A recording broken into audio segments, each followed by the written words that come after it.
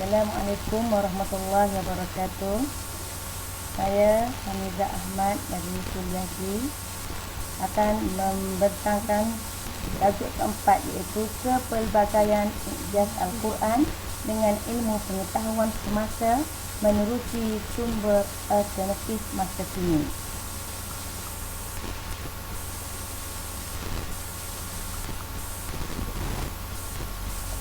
Mukjizat dari segi ilmu, iaitu kita boleh jelaskan di bawah aspek syariat. Syariat ialah seperti solat, puasa, zakat dan haji.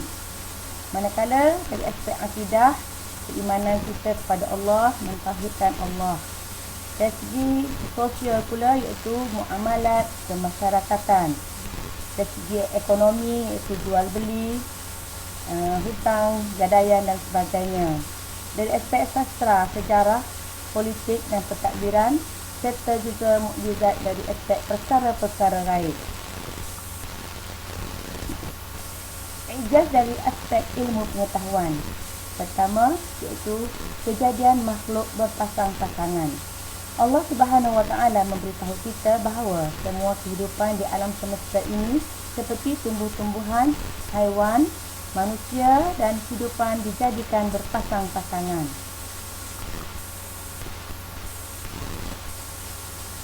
Firman Allah yang bermaksud Maha Suci Tuhan yang telah menciptakan makhluk-makhluk semuanya berpasang-pasangan, sama ada dari yang ditumbuhkan oleh bumi, ataupun dari diri mereka, ataupun dari apa yang mereka tidak mengetahui. Penemuan sains terkini menunjukkan bahawa unsur-unsur yang amat seni juga mempunyai pasangan. Dalam bidang kajian hayat, umpamanya, sel adalah bahagian terkecil sekali bagi sesuatu organ.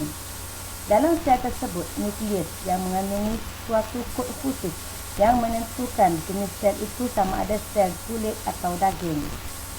Kod tersebut terdapat dalam molekul deoksiribonukleik asid DNA. Molekul DNA ini wujud dalam bentuk berbenang heliks yang berpasangan.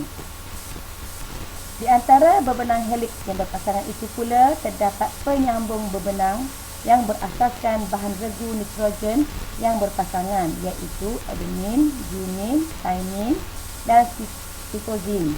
Maha Suci Allah yang berkuasa menjadikan segala sesuatu. Yang kedua, kejadian siang dan malam. Planet bumi berpusing di atas paksinya selama masa 24 jam. Sambil beredar mengikut orbit mengelilingi matahari dengan kelajuan 66,600 batu sejam, iaitu 30 kali ganda kelajuan peluru. Kelajuan yang begitu pantas, bumi mengambil masa lebih kurang 365 hari untuk melengkapkan satu pusingan orbit. Melalui proses pusingan dan peredaran bumi ini, Allah Subhanahu Wa Taala menjadikan siang dan malam silih berganti. Firman Allah yang bermaksud, dan dialah Tuhan yang telah menjadikan malam dan siang serta matahari dan bulan siap-siap satunya beredar terapung-apung di tempat edaran masing-masing, yakni di angkasa lepas. Yang ketiga, kejadian dan peranan air. Air adalah unsur yang terpenting bagi kehidupan semua makhluk. Firman Allah yang bermaksud, dan kami jadikan dari air tiap-tiap benda yang hidup. Maka mengapakah mereka tidak mahu beriman? Allah Subhanahu Wa Taala menegaskan bahawa dialah yang menghantar angin, yang membawa awan, hujan dan kemudian menurunkan hujan tersebut ke permukaan bumi. Sains membuktikan kebenaran Al-Quran bahawa proses penggunaan air oleh kehidupan mengikut kitaran yang teratur, sempurna dan melibatkan semua hidupan secara harmoni. Yang keempat, perjalanan dan peredaran matahari. Pakar-pakar sains menyatakan bahawa bumi mengelilingi matahari yang tidak bergerak dan tetap dengan kedudukannya. Akan tetapi, Al-Quran menjelaskan perkara sebenar mengenai perjalanan dan peredaran matahari melalui ayatnya. Firman Allah Ta'ala yang bermaksud, dan matahari yang kelihatan beredar ke tempat yang ditetapkan baginya. Yang demikian itu adalah takdir Tuhan yang Maha Kuasa lagi Maha Mengetahui. Surah Yasin ayat 38. Peranan angin, proses pembiakan tumbuhan serta membantu manusia bernafas.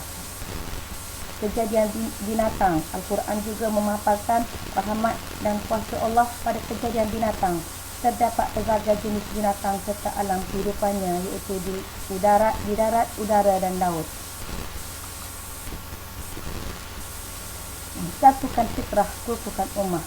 Pelbagai pertanyaan dalam siri Al-Quran dan ICT adalah datang dari pelbagai jurusan ilmu seperti ICT, sains, pertanian, kejuruteraan, perubatan, psikologi dan juga dari bidang agama dan kajian Al-Quran.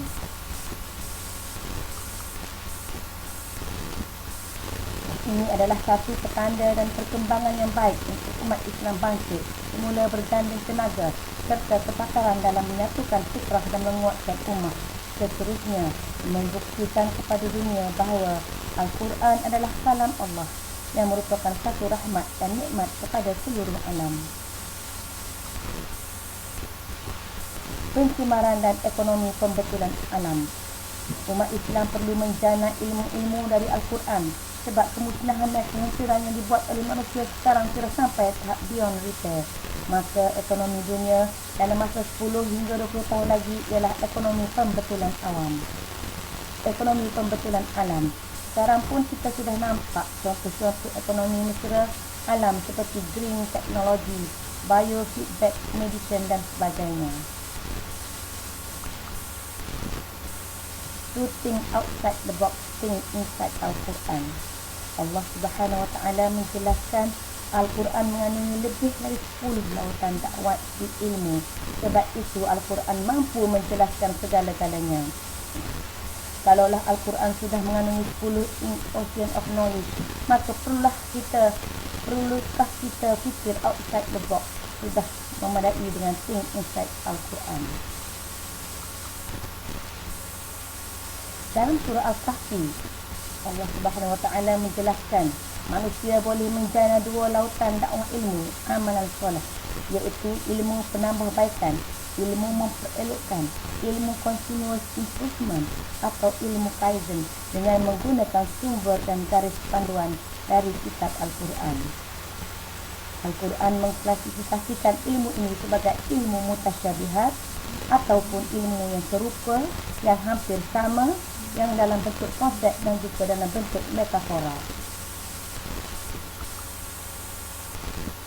Al-Quran menerangkan komunikasi tanpa wayar.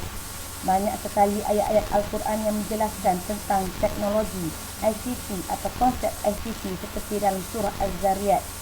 Sebanyak 11 ayat diturunkan sekaligus dan berturut-turut yang menjelaskan tentang komunikasi tanpa wayar, wireless communication. Kita tengok gambar rajah yang ditunjukkan itu menunjukkan gelombang mikro dipancarkan. Semuanya sudah dijelaskan dalam Al-Quran. Al-Quran menjelaskan penghasilan minyak petrol. Dipetik daripada surah An-Nur, menjelaskan tentang minyak atau tenaga bahan api seperti petrol, diesel, metanol dan sebagainya. Maka apabila dikaji dengan mendalam ayat An-Nur, ayat yang dalam surah An-Nur, itu yang membawa makna minyak yang berstruktur kompleks yang diteguhkan dan tidak terdapat di timur dan barat, tidak terhasil di atas permukaan bumi tetapi di perut bumi, boleh menyala walaupun tidak disentuh api. Itu adalah bukti gambar pokok yang menunjukkan keagungan Allah Subhanahu Wa Taala yang telah dijelaskan di dalam Al-Quran. Sebagai rumusannya atau kesimpulannya, surah An-Nur menjelaskan tentang minyak atau tenaga bahan api seperti petrol, diesel, metanol dan sebagainya. Maka apabila dikaji dengan mendalam surah tersebut, yang membawa makna minyak yang berstruktur kompleks yang diteguhkan dan tidak terdapat di timur dan barat, tidak terhasil di atas permukaan bumi tetapi di perut bumi, boleh menyala walaupun tidak disentuh api. Ini perlu kepada ilmu wahyu yang perlu dipelajari dan difahami serta dihayati agar tidak menyimpang daripada landasan syariat yang akan merosakkan iman kita.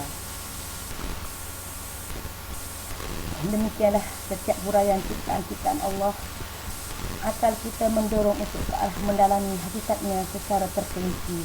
Maka Allah berfirman yang bermaksud, itu semua adalah sebagai tanda kepada kaum yang berfikir. Ayat ini menyuruh kita menggunakan akal untuk merancang dan berfikir. Sekian. Billahi taufiq wal hidayah. Wassalamualaikum warahmatullahi wabarakatuh.